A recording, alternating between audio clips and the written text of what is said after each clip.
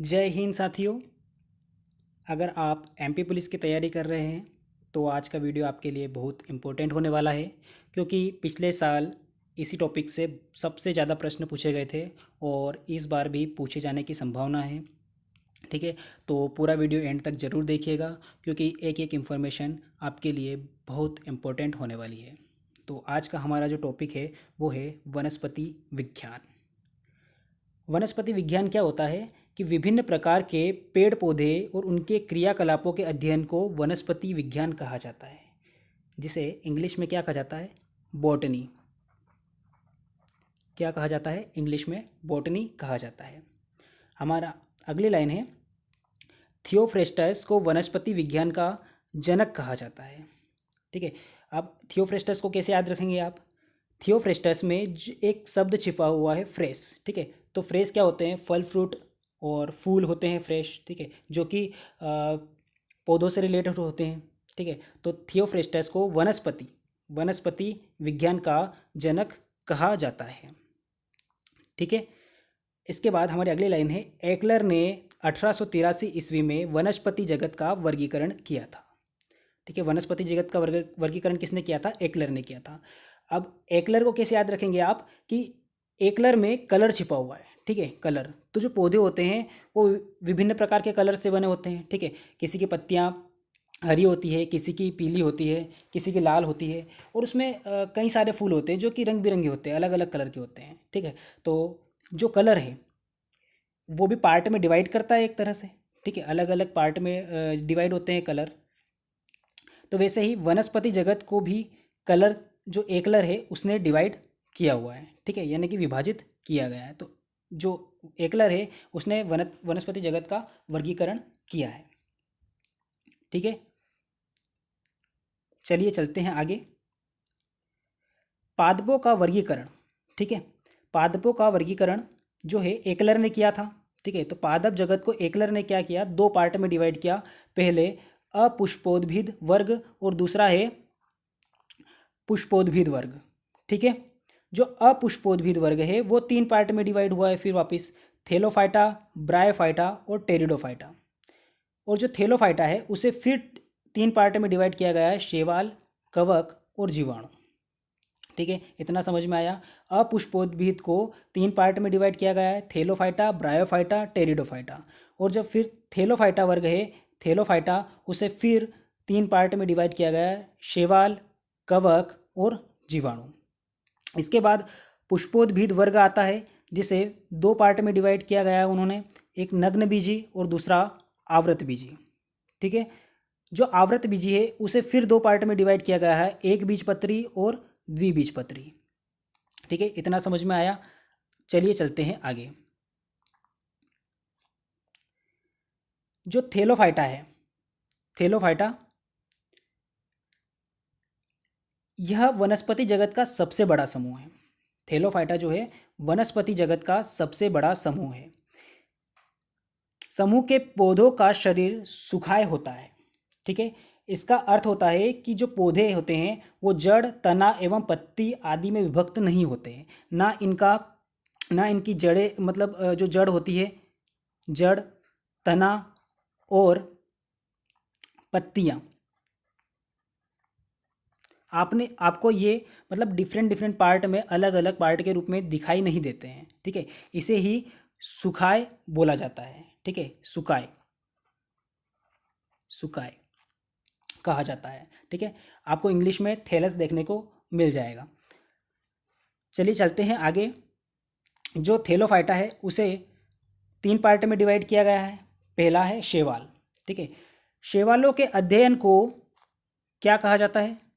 शैवालों के अध्ययन को फाइकोलॉजी कहा जाता है। ठीक है, फिर शैवाल पर्णहरित युक्त, मतलब इसमें पत्ते होते हैं, संवहन उत्तक रहित, यानी कि इसमें क्या नहीं होता? जाइलम एवं फ्लोएम। जो संवहन उत्तक होते हैं उन्हें जाइलम एवं फ्लोएम कहा जाता है। ठीक है, आत्मपोषी होते हैं। ठीक है, इनका शरीर सुकाय सदृश होता है, सुकाय सदृश होता है। ओके, शैवालों के लाभ क्या क्या हैं? तो भोजन के रूप में शैवालों का उपयोग किया जाता है। जो अल्बा, सरगासन, नोस्टोक जो शैवाल हैं उनका उपयोग भोजन के रूप में किया जाता है, आयोडीन बनाने में भी किया जाता है, जैसे लिमेनेरिया हो गया, फ्यूकस हो गया, ओके। और एक एक्लोनिया होता है, एक्लोनिया, इसका उपयोग भी आयोडीन बनाने में किया जाता है, ठीक है। इसके अतिरिक्त खाद के रूप में भी किया जाता है, औषधियाँ बनाने में किया जाता है और अनुसंधान कार्यों में किया जाता है। जो अनुसंधान कार्यों में आप देखोगे कि जो क्लोरेला, ठीक है, क्लोरेला नामक एक शैवाल होता है जिसको अंतरिक्ष यान के केबिन के होज में उगाकर अंतरिक्ष यात्री को प्रोटीन युक्त भोजन और जल और ऑक्सीजन प्राप्त हो सकते हैं, ठीक है। मतलब उसे वहाँ के एक कोई भी बॉक्स वगैरह होता है जिसमें पानी भरा रहता है और उसमें उगाया जाता है इससे, जिससे उनको खाने की पूर्ति होती है और जल वगैरह और ऑक्सीजन प्राप्त हो जाती है, ठीक है। चलते हैं आगे।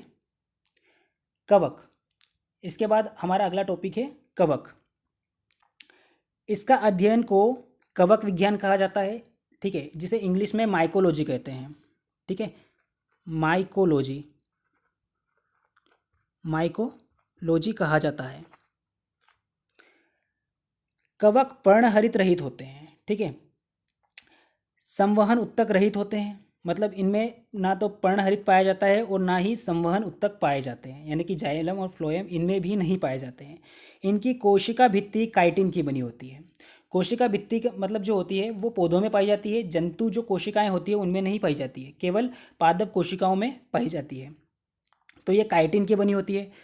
फिर सेकेरोमाइसेज नामक कवक जो होता है वो डबल रोटी का निर्माण में प्रयोग किया जाता है, ठीक है। सेकेरोमाइसेज नामक एक कवक होता है जिसका उपयोग क्या किया जाता है, डबल रोटी के निर्माण में किया जाता है।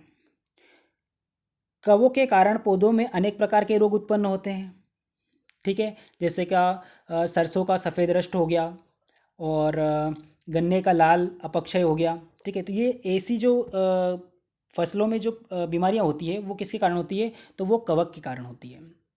इसके बाद जो एक मशरूम है वो क्या है, एक कवक का ही उदाहरण है, ठीक है। तो जो मशरूम होता है वो कवक होता है। चलिए चलते हैं आगे।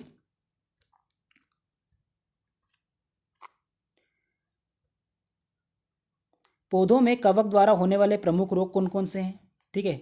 कवक द्वारा होने वाले रोग तो सरसों का सफ़ेद रस्ट, गेहूं का ढीला स्मट, गेहूं का टिक्का रोग, आलू की अंगमारी, मूंगफली का टिक्का रोग, आलू का मस्सा रोग, आलू की पछेला अंगमारी और गन्ने का लाल अपक्षय।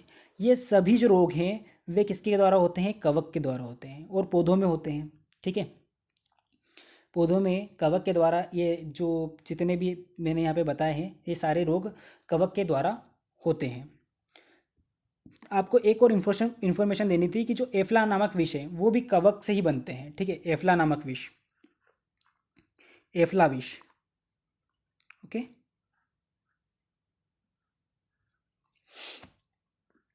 एफ्ला विष, ठीक है। तो ये किसके कारण कौन से जो कवक होते हैं जिससे इसका निर्माण किया जाता है, ठीक है। तो एस्परगिल्स फ्लैक्स, ठीक है, aspergillus flavus, aspergillus flavus, aspergillus flavus के द्वारा इस विष का निर्माण किया जाता है। एक कवक होता है एस्परगिल्स फ्लैक्स जिसके द्वारा जो है एफ्ला विष का निर्माण होता है, ठीक है। हमारा आगे बढ़ते हैं। लाइकेन, ठीक है। लाइकेन जो होता है, लाइकेन शब्द का सर्वप्रथम प्रयोग ग्रीक दार्शनिक थियोफ्रेस्टस ने किया था, ठीक है। ये थियोफ्रेस्टस वही है जिन्हें जो वनस्पति विज्ञान का जनक कहा जाता है, ठीक है। थियोफ्रेस्टस को वनस्पति विज्ञान का जनक कहा जाता है और इन्होंने ही लाइकेन शब्द का सर्वप्रथम प्रयोग किया था। इसके बाद हम बात करते हैं कि कवक तथा शैवाल दोनों से मिलकर बने होते हैं, ठीक है।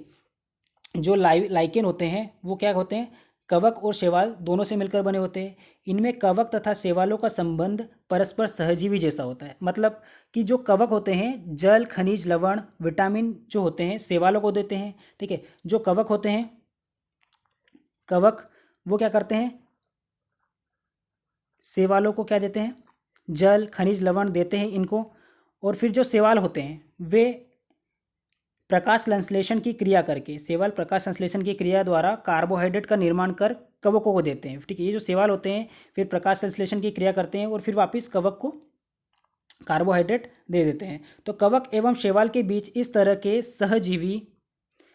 सहजीवी संबंध को हैलोटिज्म कहते हैं। ठीक है, इतना समझ में आया। आगे चलते हैं। जो कवक होते हैं वे भी तो कुछ काम आते हैं हमारे। ठीक है, तो लाइकेन मृदा निर्माण की प्रक्रिया में सहायक होते हैं। ठीक है, मृदा का निर्माण होता है इनके द्वारा। ठीक है, आर्चिल लेक्नोरा लाइकेन जो होता है उससे नीले रंग प्राप्त किया जाता है। आर्चिल लेक्नोरा क्या होता है, इससे नीला जो रंग होता है वो प्राप्त होता है। आर्चिल और लेक्नोरा ये दो कवक हैं। ठीक है, इसके बाद परमेलिया सेक्सटिलिस का उपयोग मिर्गी की दवा बनाने में किया जाता है। ठीक है, परमेलिया सेक्सटिलिस का उपयोग। इसके बाद लाइकेन जो होते हैं वायु प्रदूषण के संकेतक होते हैं। ठीक है, मतलब जहाँ वायु प्रदूषण अधिक होता है वहाँ पर लाइकेन नहीं उगते हैं। ठीक है, मतलब SO2 प्रदूषण का सर्वोत्तम सूचक है। ठीक है, जहाँ पर SO2 प्रदूषण अधिक होगा वहाँ पर लाइकेन नहीं उगते हैं। ठीक है, SO2। पेड़ों की छालों पर उगने वाले लाइकेन को कॉर्टिकोल्स कहते हैं। ठीक है, क्या कहते हैं, पेड़ों की जो छाल पर उगते हैं लाइकेन उन्हें कॉर्टिकोल्स कहते हैं।